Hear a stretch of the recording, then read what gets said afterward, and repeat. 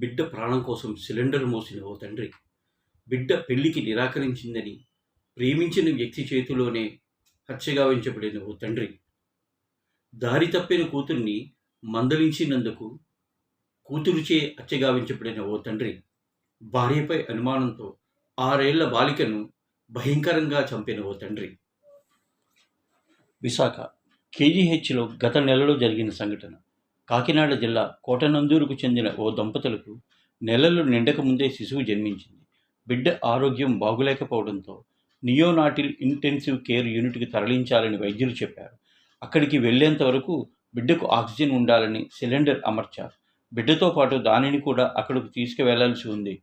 సమయానికి సరైన ఆసుపత్రి సిబ్బంది లేక ఆ బిడ్డను కన్న తండ్రి అంతవరకు తన భార్య కడుపులో మోసిన బిడ్డకు ప్రాణాపాయ స్థితి నుంచి కాపాడుకోవటానికి కన్న తండ్రి సిలిండరు మోయడం జరిగింది.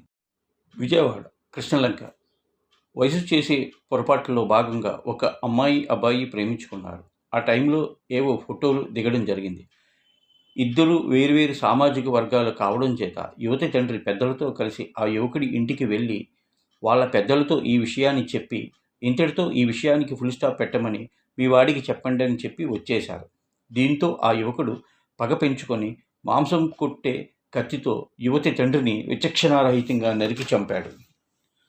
వయసులో ఉన్నప్పుడు వెనక ముందు చూసుకోకుండా ప్రేమించుకోవడం, ఆ ప్రేమ పెళ్లి వరకు రాకపోతే క్షణికావేశంలో ఓ నిండు ప్రాణాన్ని తీయడం, ఓ విలువైన జీవితం జైలు పాలు కావడం, పెళ్లి వద్దని చెప్పినందుకు ప్రాణాన్ని కోల్పోయి. అన్నమయ్య జిల్లా మదనపల్లి దారి తప్పిన కూతురు తండ్రి పాలిటి ముచ్చువు. తనకు ఇష్టం లేని పెళ్లి చేసుకోమంటున్నారనే కోపంతో కన్న తండ్రిపైనే దాడి చేసి కడ తీర్చింది ఆ కూతురు. అనంతపురం జిల్లా నార్పాల జూన్లో జరిగిన సంఘటన. తన భార్యపై అనుమానంతో 6 ఏళ్ల పాపను తనకు పుట్టలేదనే అనుమానంతో ఊరి చివర పాడుపడిన బావిలో తన చేతులతో తానే పడేసిన ఓ కసాయి తండ్రి.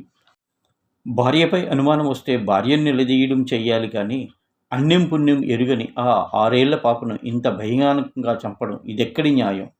ఏంటి మనం ఎలా పోతున్నాం? ఎలాంటి సమాజంలో మనం బతుకుతున్నాం?